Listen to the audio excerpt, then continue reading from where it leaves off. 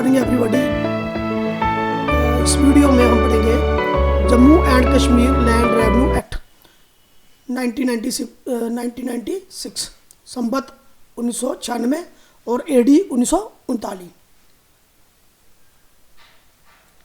ये जो एक्ट है लैंड रेवेन्यू एक्ट, ये मास्टर एक्ट है पूरे रेवेन्यू डिपार्टमेंट का। इसी एक्ट से इसकी इंट्रोडक्शन वाला पार्ट अगर आपने नहीं देखा होगा तो उसके ऊपर मैंने एक वीडियो बनाया हुआ है, वो आप देख लीजिएगा प्लेलिस्ट में जा करके, जहाँ सर्च करके introduction to Jammu and Kashmir land revenue act. तो उसमें क्या है, मैंने पूरा बताया हुआ कि ये एक्ट किसके साथ डील करता है और क्यों बनाया गया, इसका जो बेसिक बैकग्राउंड सारा उस एक्ट में, उस वीडियो में मैंने दिया हुआ है। तो बेसिकली जितने भी रेवेन्यू के एक्ट हैं, मोर और लेस जो एक्ट हैं, वो सारे जो एक्ट हैं वो डील करते हैं। जस्ट अ मिनट,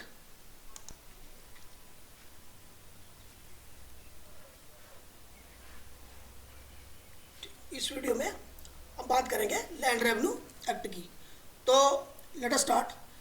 ये जो एक्ट है, इससे पहले जो रेवेन्यू को डील करता था एक्ट, रेवेन्यू के रेगुलेशंस के साथ जो एक्ट JNK में डील करता था, दैट एक्ट वाज, वो जो एक्ट था वो था Jammu Kashmir land revenue regulation number 1 of 1980s।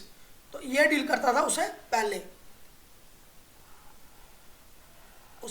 ये डील करता था ये वाला एक्ट, ठीक है।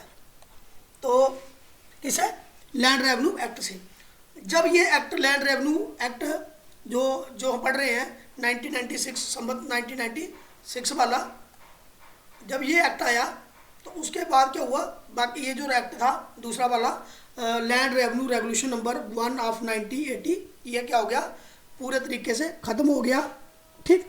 तो रिपील कर दिया गया और जो भी चीज़ें इसके अंडर थी, अपॉइंटमेंट्स वगैरह जो इसके अंडर थी, that will be consider on the basis of land revenue act, ठीक, ऑफ 1996 और 1939 AD।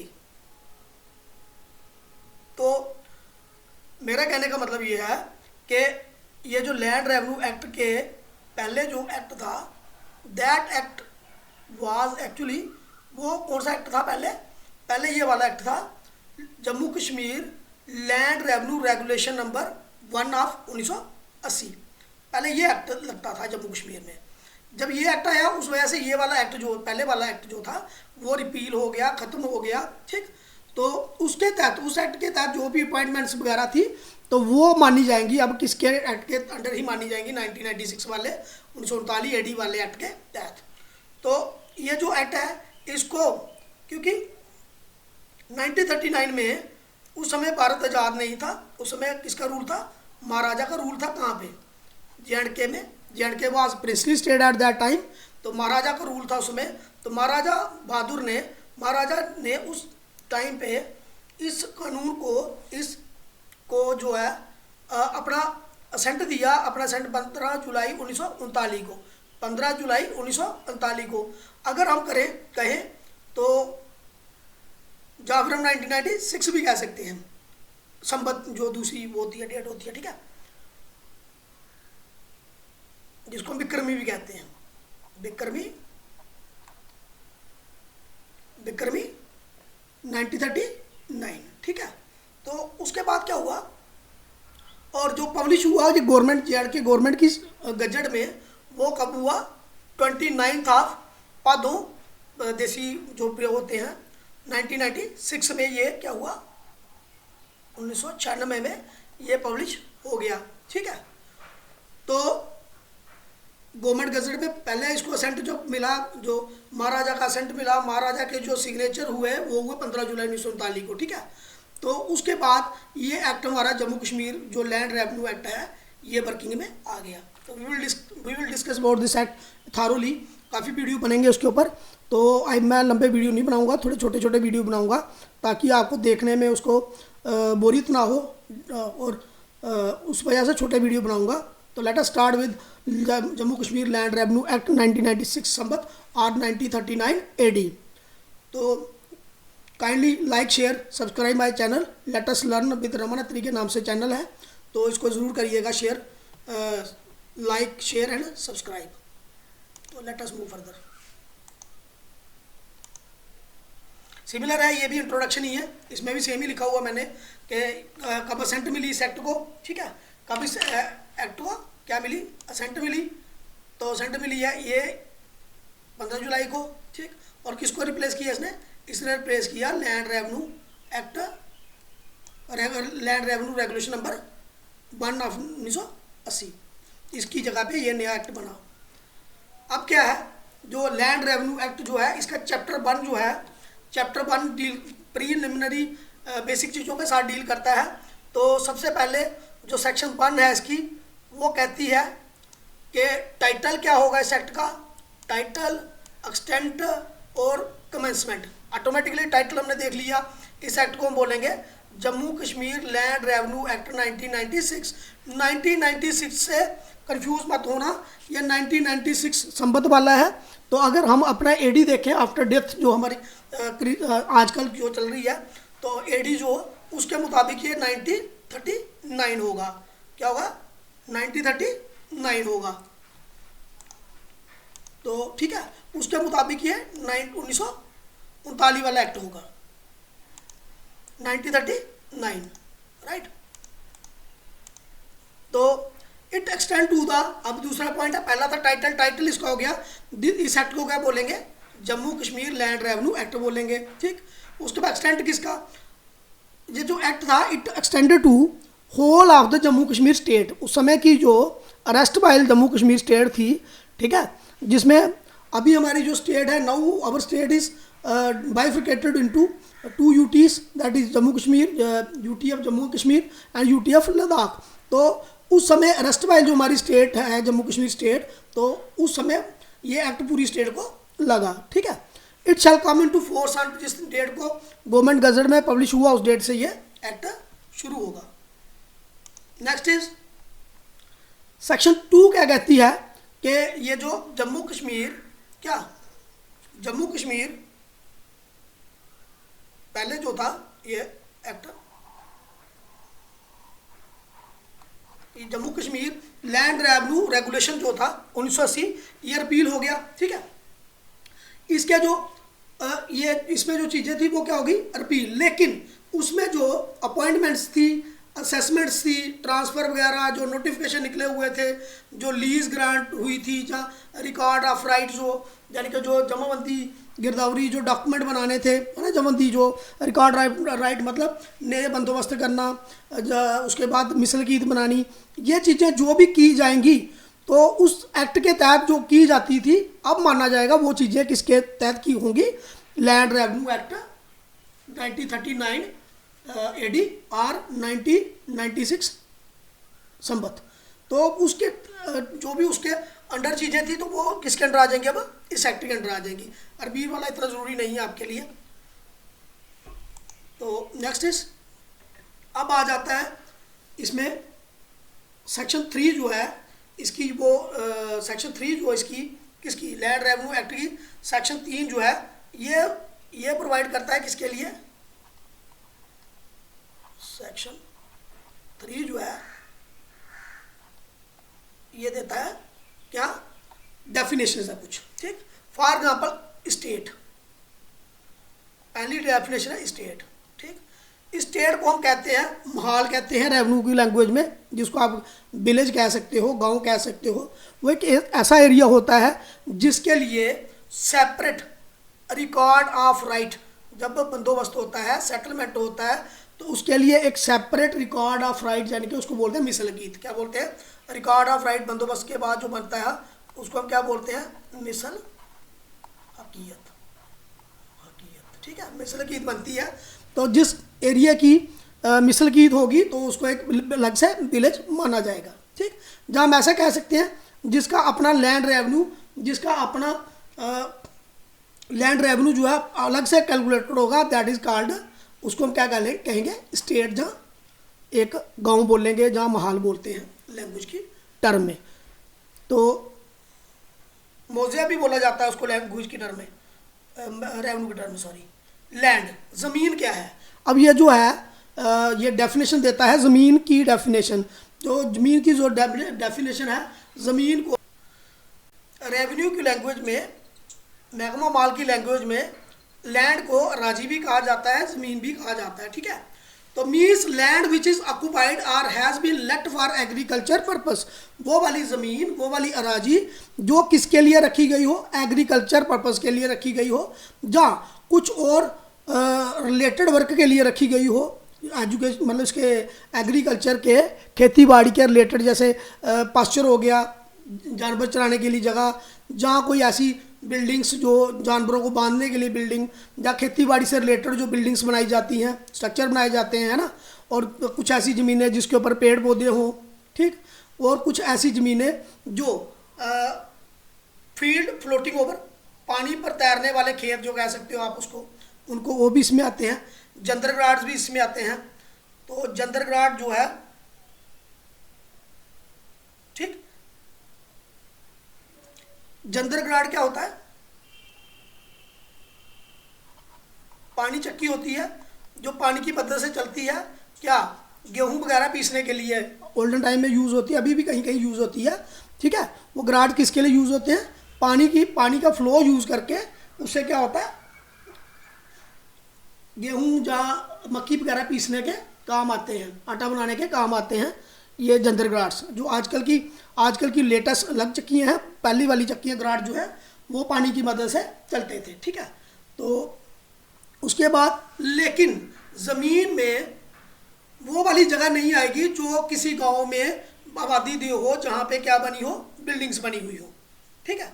तो वो राजी ज़मीन की डेफिनेशन के अंदर नहीं आएगी, यानी कि गांव का जो आबादी दे एरिया जो है उसमें ये ज़मीन नहीं आएगी। Does not include the site of any building in A town, गाँव में, शहर में कोई एक बिल्डिंग बनी हुई है, बिल्डिंगें बनी हुई हैं, साइट ऑफ बिल्डिंग है, तो वो ज़मीन की डेफिनेशन में लैंड नहीं आएगी। और जहाँ आबादी दे एरिया गांव का, जहाँ कोई बिल्डिंग साइट हो, तो वो भी लैंड की डेफिनेशन में नहीं आएगी। लैंड की डेफिनेशन में, ज़मीन की डेफिनेशन में वही ज़मीन आएगी, वही राजी आएगी which is related to, which is pertinent to agriculture and subsequent subsidiary जो प्रोसेसेस होती हैं इसकी एग्रीकल्चर की, चाहे वो आप जानवर बांधने के लिए बनाते हो बिल्डिंग, चाहे आप वो छोटे पास्चर जानवरों के लिए घास चरने की जगह हो, उन चीज़ों को, वो चीज़ें इंक्लूड होती हैं किसमें, इसमें ज़मीन में। तो this was the definition of land. अब लैंड होल्डर कौन है? अब कोई ऐसा आदमी जिसको सरकार की तरफ से किसी एक्ट के तहत ज़मीन मिली हो, मालिक हो, उसको हम क्या कहते हैं, लैंड होल्डर कहते हैं। अब उसको कितनी ज़मीन मिली है, क्या मिला है, उसको उसकी होल्डिंग कहा जाता है। होल्डिंग ऑफ, जितनी उसको किसी स्टेट का, किसी गांव का कितना हिस्सा इसको लैंड ओनर को मिला है, तो उसको हम क्या कह सकते हैं, उसकी होल्डिंग कह सकते हैं। होल्डिंग एक बंदे की अकेली भी हो सकती है, लैंड होल्डर अकेला भी हो सकता है, या जॉइंटली बाय टू और टू मोर देन 2% के तहत भी हो सकता है। अब रेंट क्या है? रेंट क्या है? Tenant, landlord and tenancy have the meaning respectively assign to those words in Jammu Kashmir. इनके जो रेंट, टीनेंट कहने का मतलब रेंट क्या है, जो उसको वो एक टीनेंट किसको देता है, काश्तकार किसको रेंट देता है, जो भी वो लगान वगैरह देता है किसको, लैंडलॉर्ड को, तो उसको क्या बोलते हैं हम लोग, रेंट बोलते हैं। अब लैंड रेवेन्यू, मालिया ज़मीन, include assigned land revenue and any sum payable in respect of land by way of quit rent or commutation for service to the government or to a person to whom the government has assigned the right। अगर जो ज़मीन को use करने के लिए जो पैसे दिए जाते हैं, या टैक्स दिया जाता था, या रेंट दिया जाता था, that is called land revenue. ये गवर्नमेंट को दिया जाता है, जहाँ कोई पर्सन ऐसा जिसको गवर्नमेंट ने परमिशन दी हो, उसके थ्रू भी ये कलेक्शन हो सकती है। रेट कितना फिक्स किया हुआ है, ठीक, वो अकॉर्डिंग टू कितना रेट किस एरिया का कितना फिक्स है, तो उसको रेट बोलते हैं। एक होता है डिफॉल्टर। डिफॉल्टर होता है जिसने who is liable for any arrear of land, जिसने ज़मीन का पे करना हो, एरियर पिछला पैसा जहाँ डिफॉल्टर हो गया हो, तो उसको हम क्या कह सकते हैं, डिफॉल्टर। तो ये पेमेंट किसको देगा? नंबरदार और गवर्नमेंट पब्लिक सर्वेंट उससे रिकवर कर सकता है।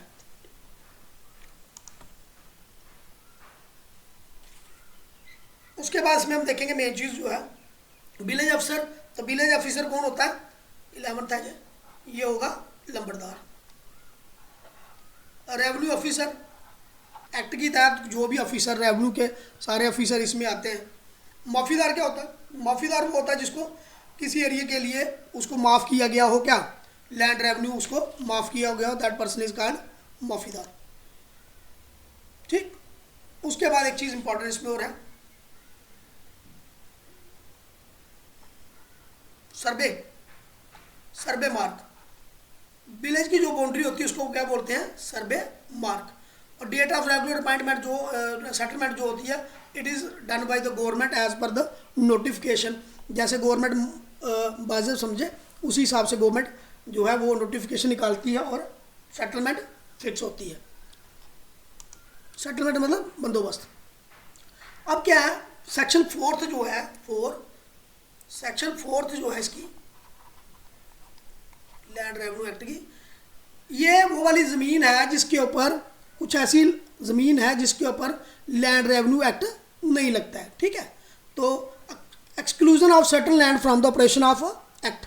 ठीक। कुछ ऐसी ज़मीनें हैं जिसके ऊपर ये लैंड रेवेन्यू एक्ट नहीं लगता है, तो उसके साथ डील करता है ये सेक्शन 4। तो ठीक।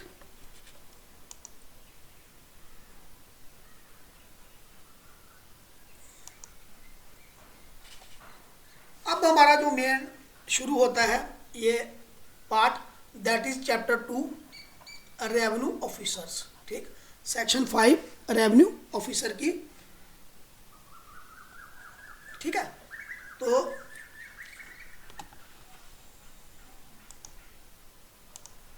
यहाँ से हमारा जो मेन लैंड रेवेन्यू एक्ट जो है जो शुरू होगा सेक्शन 5 से लेके। ठीक है। तो सेक्शन 5 क्या कहती है इसमें हम डील देखेंगे। इसके बाद देखेंगे रेवेन्यू ऑफिसर कौन कौन से होते हैं।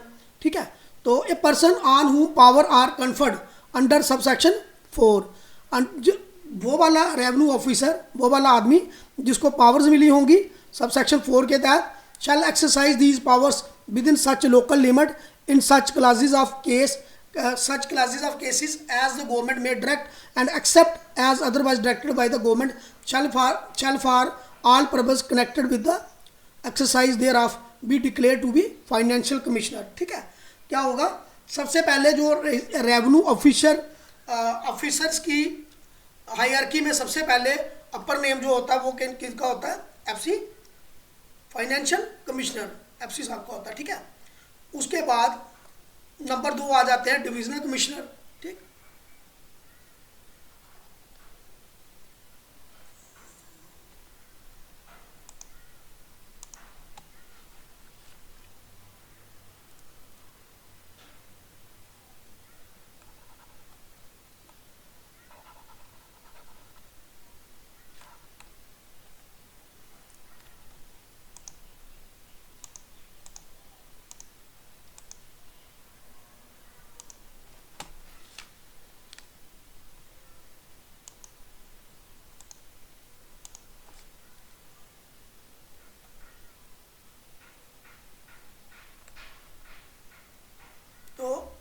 पर्सन जिसको सब सेक्शन 4 की वजह से पावरें मिलती हैं। ठीक है। तो वो रेवेन्यू ऑफिसर होगा। सबसे पहले आएंगे हमारे हायर, सबसे पहले ऊपर आएंगे फाइनेंशियल कमिश्नर रेवेन्यू एफसी। ठीक। उसके बाद हमारे आएंगे डेवकॉम डिविजनल कमिश्नर। ठीक है। Divisional commissioner 2, 1 for Srinagar and another for Jammu. फिर उसके नीचे हमारे आएंगे कलेक्टर्स। ठीक है। कलेक्टर्स आएंगे उसके नीचे। ठीक है। तो फिर उसके नीचे आ जाएंगे असिस्टेंट कलेक्टर्स। ठीक। तो ठीक है, असिस्टेंट कलेक्टर, असिस्टेंट कमिश्नर होंगे उसमें, असिस्टेंट कमिश्नर, और क्या होंगे? Assistant settlement officer. ठीक। तो फॉर सेटलमेंट के लिए असिस्टेंट सेटलमेंट उसके बाद हमारे आ जाते हैं कौन, असिस्टेंट कलेक्टर के बाद आ जाते हैं first class magistrate,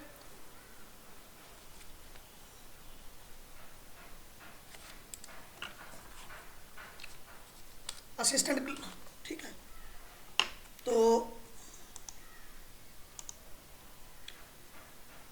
divisional commissioner, collector, उसके बाद देखते हैं सेक्शन 6 जो है वो क्या कहती है, divisional commissioner and collector shall respectively include the, settlement commissioner भी आते हैं उसमें, और कौन भी आता है, सेटलमेंट ऑफिसर भी आ जाएगा, ठीक है, वो ये आएंगे इसमें। उसके बाद assistant collector of the first class shall include assistant settlement officer ASO, settlement tehsildar, and assistant collector of second class shall include the settlement naib tehsildar provided that the jurisdiction of settlement commissioner. अब जहाँ पे सेटलमेंट हो रहा होगा तो उसमें क्या होता है, एक मिनट यार तो काम नहीं कर रहा है,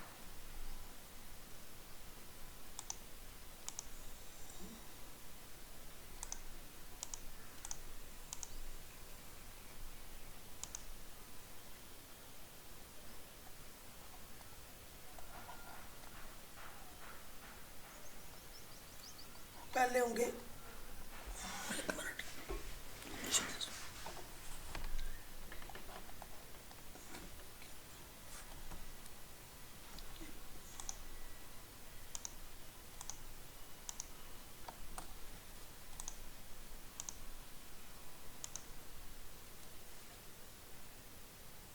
तो यार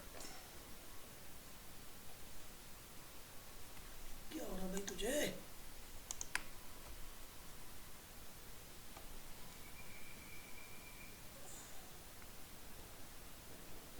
मैंने बताया जैसे सबसे पहले होंगे ऊपर FC साहब, उसके नीचे क्या होंगे 2 divcoms, divisional commissioner for, one for Srinagar and one for Jammu. इसके नीचे होंगे कलेक्टर, डिप्टी कमिश्नर्स, जहाँ कलेक्टर्स होंगे, ठीक है, तो कलेक्टर्स, ठीक। तो उसके बाद सेटलमेंट कमिश्नर भी होंगे, ठीक। वो सेटलमेंट कमिश्नर जो होंगे ऐसी जो सेटलमेंट कमीशन, ये डेजिग्नेटेड पोस्ट होती है स्पेशली फॉर सेटलमेंट के लिए, ठीक है। तो assistant collector of the first class shall include, अब असिस्टेंट कलेक्टर फर्स्ट क्लास जो है उसमें कौन आएगा, कलेक्टर फर्स्ट क्लास में आएंगे, इसमें आएंगे ASO, असिस्टेंट सेटलमेंट ऑफिसर और settlement tehsildar and assistant collector, ठीक। और सेकंड में आएंगे सेटलमेंट के नायब तहसीलदार, ठीक है। तो अगर कहीं कोई ऐसी यूरिडिक्शन है, provided that the jurisdiction of settlement commissioner, जो सेटलमेंट कमिश्नर की जो यूरिडिक्शन है, settlement officer, assistant settlement officer, settlement tehsildar and naib tehsildar shall extend only to the tract under settlement. ये अगर सेटलमेंट की यूरिडिक्शन में इन सेटलमेंट ऑफिसर्स का काम होगा रिगार्डिंग टू सेटलमेंट के बंदोबस्त के रिगार्डिंग। सेक्शन 7 जो है वो इस एक्ट की दैट इज ओमिटेड, खत्म है। अब आती है सेक्शन 8, ठीक। अब कंट्रोल, किसका कंट्रोल किसके ऊपर होगा, the general superintendents and control over all the revenue officer shall be vested with government. सारे जो रेवेन्यू ऑफिसर हैं, तो highest revenue officer is financial commissioner, तो वो किसको अकाउंटेबल होंगे, he will be accountable to government, right. तो उसके बाद इनकी हायरार्की शुरू हो जाएगी, ठीक है। तो जनरल जो सुपरिंटेंडेंट्स और कंट्रोल होता है रेवेन्यू ऑफिसर्स का या रेवेन्यू ऑफिस का, वो किसके कौन करता है, वो करती है गवर्नमेंट, कौन करता है, गवर्नमेंट, ठीक। अब जो है second, the divisional commissioner, the collector, assistant collector shall be subordinate to the financial commissioner. अब जो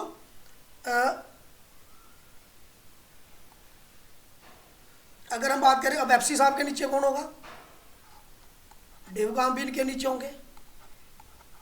डिवकाम से नीचे कौन होगा, कलेक्टर, जन के डीसीज। कलेक्टर के नीचे क्या होगा,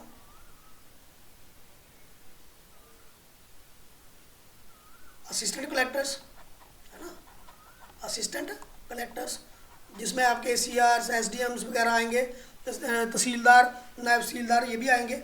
क्या होता है कि ये जो है divcom, divisional commissioner, collectors, assistant collectors, तो इनको कौन कंट्रोल करता है, ये किसके अंडर होते हैं, ये एफसी फाइनेंशियल कमिश्नर के कंट्रोल में होते हैं। They are under the control of financial commissioner. तो पहला देख लीजिए, डिविजनल कमिश्नर, ठीक, collectors and assistant collectors shall be subordinate to and under the control of financial commissioner. ठीक है, ये किसके कंट्रोल में होंगे, इनके कंट्रोल में होंगे। ठीक है, उसके बाद अब अगर हम बात करें डिविजनल कमिश्नर की, तो इनके कंट्रोल में कौन होंगे, कलेक्टर होंगे, और कौन होंगे, असिस्टेंट कलेक्टर्स होंगे। इनके कंट्रोल में, डिविजनल कमिश्नर के कंट्रोल में। डिविजनल कमिश्नर के कंट्रोल में जो उनके एरिया के डीसीज होंगे, डिप्टी कमिश्नर्स होंगे, कलेक्टर्स होंगे, असिस्टेंट कलेक्टर्स होंगे। असिस्टेंट कलेक्टर क्लास फर्स्ट तहसीलदार, असिस्टेंट कलेक्टर क्लास सेकंड नायब तहसीलदार, ये किसके कंट्रोल में होंगे, डिवकाम के कंट्रोल में। फिर अगर हम देखें थर्ड, अब कलेक्टर के कंट्रोल में कौन होगा, उनके कंट्रोल में होंगे कलेक्टर्स। कलेक्टर जो है, यहाँ लिखता हूँ मैं, कलेक्टर मतलब डिप्टी कमिश्नर, उनके कंट्रोल में कौन होगा, उनके कंट्रोल में होंगे क्या, असिस्टेंट कलेक्टर्स।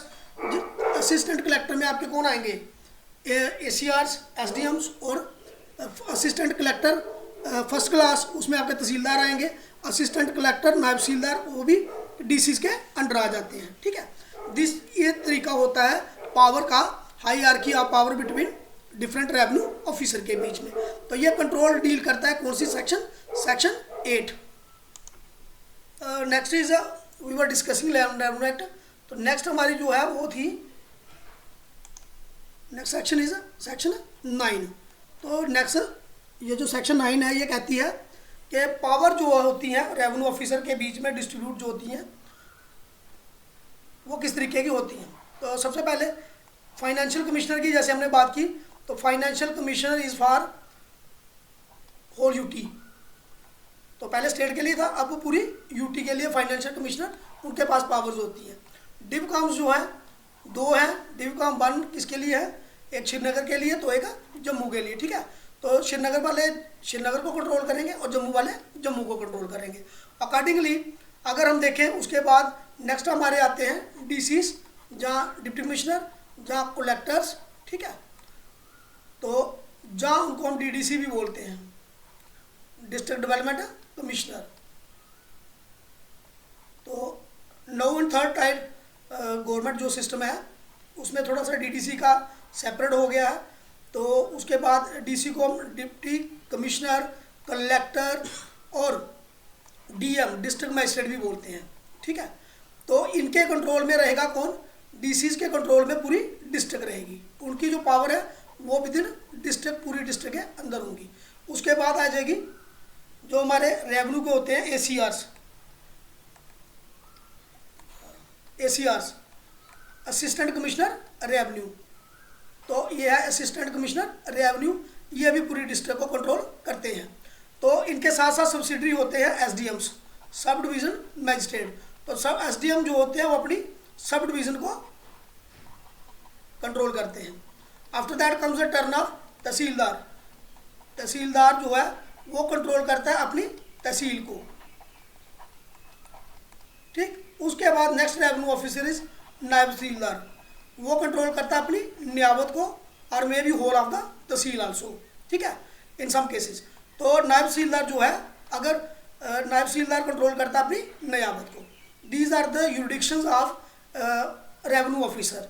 बट ऐसा हो सकता है कि विद कुछ रेवेन्यू ऑफिसर अपनी पावर्स को इस्तेमाल करते हुए कई बार लिमिट को बढ़ा अपने जो सबॉर्डिनेट ऑफिसर हैं उनकी लिमिट को इंक्रीज या डिक्रीज भी कर सकते हैं। ठीक है, तो these are the powers distributed to revenue officer.